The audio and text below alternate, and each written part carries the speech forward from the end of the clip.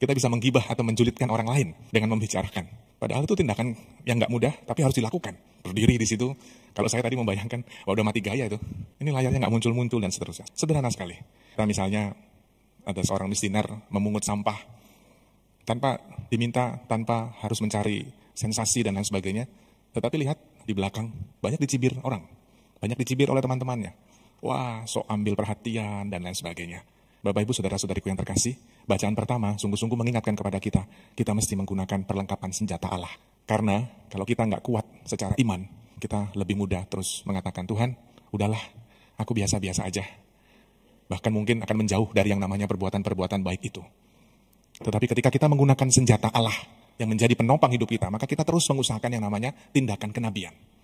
Kebenaran yang senantiasa harus diwartakan sebagaimana yang Yesus wartakan juga kepada kita, dan persis disitulah yang menyelamatkan hidup iman kita. Janganlah tega hambamu lenyap, Tuhan kekuatanku,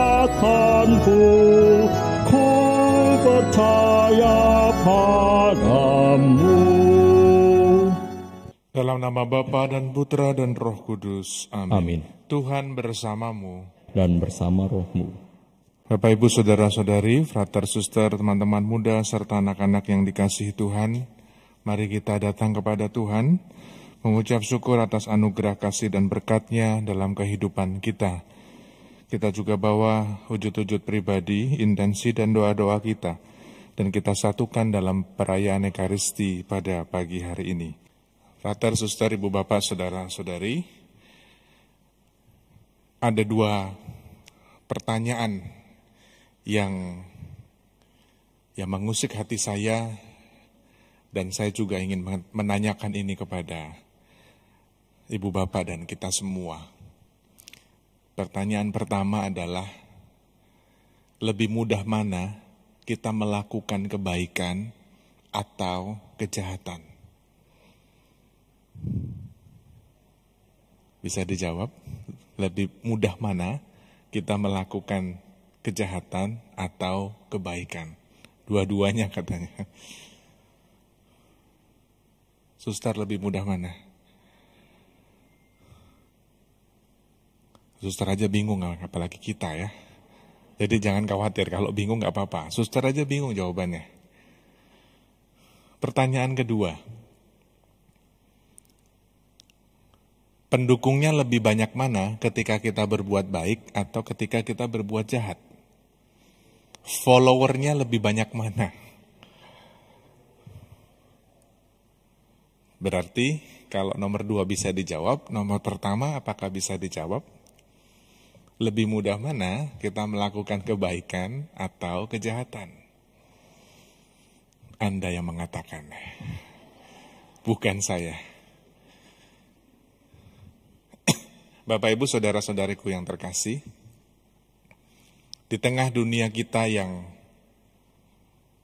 dalam arti tertentu kita terus merasa bersyukur atas karunia Tuhan dalam kehidupan kita. Tetapi juga acap kali kita diperlihatkan atau bahkan kita mengalami dengan dunia atau situasi dunia kita yang semakin hari semakin tidak mudah situasinya. Ada begitu banyak berita-berita, entah itu kejahatan-kejahatan, bentuknya juga macam-macam, tetapi juga ada pewartaan kebaikan-kebaikan yang diperlihatkan oleh sejumlah orang yang menyatakan bahwa ya Tuhan tetap hadir dan menguasai hidup kita untuk melakukan yang namanya kebaikan-kebaikan itu. Maka hari ini ketika kita mendengarkan sabda Tuhan, terutama bacaan Injil, kita menyadari bahwa tindakan kenabian yang dilakukan oleh Yesus terus dan mesti diwujudkan secara konkret. Tetapi itu pun kita menyadari tindakan kenabian itu bisa jadi tidak mudah kita lakukan dalam kehidupan kita sehari-hari. Tindakan kebenaran-kebenaran yang acap kali bisa jadi kita nggak banyak followernya. Bisa jadi ketika kita melakukan kebaikan-kebaikan, Syukur kalau kebaikan-kebaikan itu bisa kita pahami bersama, bisa kita wujudkan bersama-sama sebagai umat beriman dalam persekutuan gereja atau di dalam masyarakat kita. Tetapi acap kali tindakan-tindakan demikian followernya nggak banyak, followernya dikit. Sebagaimana yang dialami oleh Yesus sendiri, diminta untuk keluar dari Yerusalem dengan segera, supaya bebas dari ancaman pembunuhan. Tetapi lihat yang dilakukan oleh Yesus, aku tetap berada di tempat ini. Dan aku terus akan meneruskan perjalananku. Artinya, Tuhan Yesus tak henti-hentinya terus akan mewartakan tindakan kenabian itu, supaya kita semua diselamatkan. Bapak, Ibu, saudara-saudariku yang terkasih, tindakan kenabian itu bisa kita lakukan dalam kehidupan kita sehari-hari. Entah dengan berkata yang benar, berbuat yang benar, tetapi berbuat dan berkata yang benar itu pun juga bisa jadi dalam dunia kita yang sekarang menjadi relatif. Itu yang menjadi tantangan hidup kita. Tadi contoh sederhana ya. Lektrisnya itu kan berdiri kurang lebih 5 menit sebelum ditayangkan ya wajahnya. Itu perjuangan loh berdiri di situ ya, betul ya. Menatap wajah umat, ini layarnya kok nggak nyala-nyala, ini sudah jam berapa. Saya di sana sama Agus bertanya, itu kenapa ada patung bagus sekali di situ, tinggal kita kasih kaca gitu ya. Itu saja sederhana ya. Kita bisa membicarakan dari sisi ya entah mungkin bercanda, tetapi kita bisa, orang zaman sekarang bilangnya apa ya? Gibah ya. Kita bisa menggibah atau menjulitkan orang lain dengan membicarakan. Padahal itu tindakan yang nggak mudah, tapi harus dilakukan. Berdiri di situ. Kalau saya tadi membayangkan, wah udah mati gaya itu. Ini layarnya nggak muncul-muncul dan seterusnya. Sederhana, ya, sederhana sekali.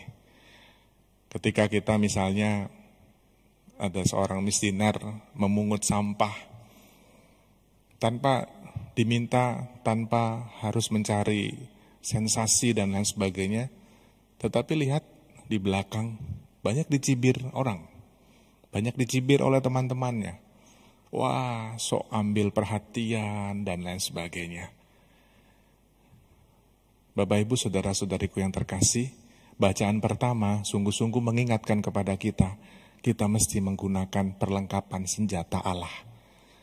Karena kalau kita nggak kuat secara iman, kita lebih mudah terus mengatakan, Tuhan, udahlah, aku biasa-biasa aja. Bahkan mungkin akan menjauh dari yang namanya perbuatan-perbuatan baik itu. Tetapi ketika kita menggunakan senjata Allah yang menjadi penopang hidup kita, maka kita terus mengusahakan yang namanya tindakan kenabian. Kebenaran yang senantiasa harus diwartakan sebagaimana yang Yesus wartakan juga kepada kita, dan persis disitulah yang menyelamatkan hidup iman kita. Marilah mewartakan misteri iman kita. Setiap kali kami makan roti ini dan minum dari piala ini, wafat-Mu Tuhan kami wartakan hingga Engkau datang. Brother, suster, ibu, bapak, saudara-saudari, teman-teman muda, serta anak-anak yang dikasihi Tuhan, terima kasih atas kebersamaan kita dalam Ekaristi pagi ini. Terima kasih kepada seluruh petugas liturgi, lektris, prodiakon, koster, pastior, tatib, tim AV, dan kita semua yang hadir dalam Ekaristi pada pagi hari ini. Mari kita akhiri ibadah kita dengan memohon berkat Tuhan.